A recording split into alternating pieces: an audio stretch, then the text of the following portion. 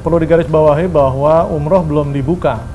Yang udah dibuka itu adalah kerjasama nota diplomat antara beberapa departemen terkait di Indonesia dengan pemerintah Arab Saudi. Jadi masih ada proses secara detail untuk teknis-teknis di lapangannya. Nah, di nota itu sendiri kan Bu Menteri itu menyatakan bahwa mencari hambatan-hambatan yang ada di antara pemerintah Indonesia dengan pemerintah Arab Saudi dalam pelaksanaan umroh nanti, agar pada saat sudah dibukanya umroh nanti tidak terjadi lagi hambatan-hambatan dari pelaksanaan umroh, baik itu dari jemaahnya maupun teknis di Arab Saudi.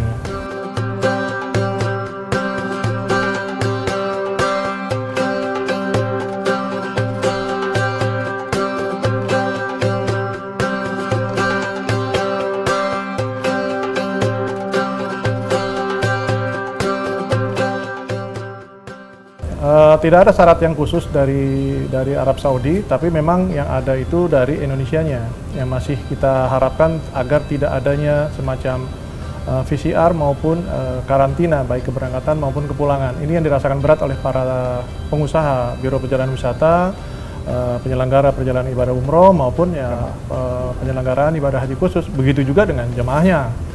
Tapi di Saudi itu sudah dibebaskan PCR, dibebaskan karantina. Hanya dibatasi masalah vaksinnya, masih harus menggunakan vaksin yang buatan Moderna, Pfizer,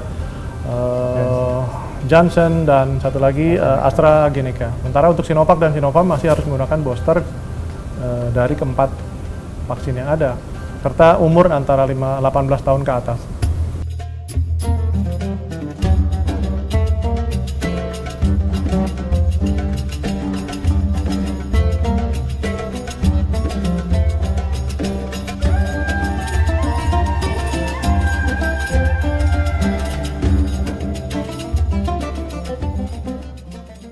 Untuk kenaikan harga sepertinya ada, karena yang masih paling menyolok adalah beban dari transportasi bus, di mana hanya boleh kapasitas 50% dari kapasitas kendaraan.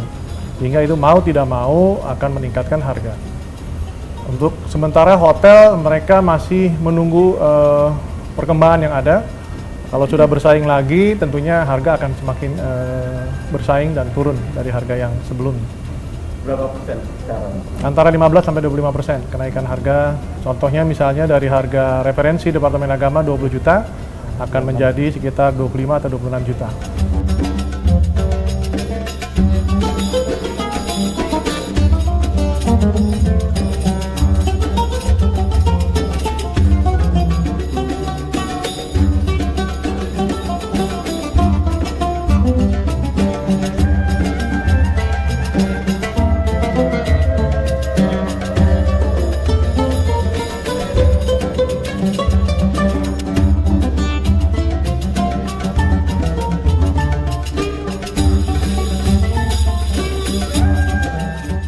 Nah, itu yang kita harapkan. Kita akan melakukan pelayanan satu pintu, pengawasan satu pintu, yaitu masuk asrama haji. Sementara akan uji cobanya adalah asrama haji Jakarta atau Pondok Gede dan Bekasi dengan embarkasi di Soekarno-Hatta. Nah, baru setelah itu dicoba, berhasil, baru dibuka embarkasi-embarkasi lain di seluruh Indonesia. Kalau jamaah sendiri nanti akan melakukan karantina nggak sih, Pak? Iya, sementara ini Satgas menyaratkan harus tetap karantina di awal 3 hari dan pulang 5 hari. Yang menanggung biaya itu siapa? Jemaah. Jemaah sendiri? Iya. Nah, respon jamaah ketika tahu nanti kalau boleh ibadah umroh? Mayoritas masih memberatkan beban tambahan. Karena untuk prokes di Arab Saudi saja naik 15-25% udah menjadi tambahan. Karena yang tertunda ini kan pada dasarnya tidak mengharapkan ada tambahan. Tapi akibat dari prokes atau protokol kesehatan di Arab Saudi dengan syarat-syarat tertentu, ya akhirnya mau tidak mau harga akan naik. Kalau mundur saat ini sudah mulai karena adanya sakit, meninggal, ekonomi, karena syarat vaksin dan umur itu sudah ada yang mundur. Tapi untuk mundur dalam arti karena biaya bertambah belum ada. Mereka tetap mengharapkan kalaupun ada pertambahan tidak terlalu tinggi.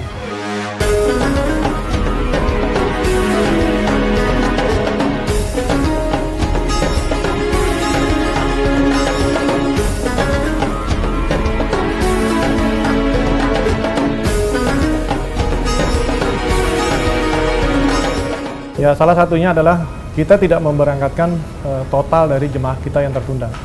Kita mencicil, misalnya ada 100, ya kita coba berangkatkan 10 setiap periode, agar tidak beban kos yang kita berangkat tidak terlalu berat. Kemudian 10 orang ini kita gabungkan dengan yang baru, supaya ada keuntungan salah satu sedikit dari yang baru untuk mengcover lagi 10 berikutnya. Jadi stimulasinya ya seperti itu. Atau ada bantuan dari luar yang keuangan agar bisa diberangkatkan semua.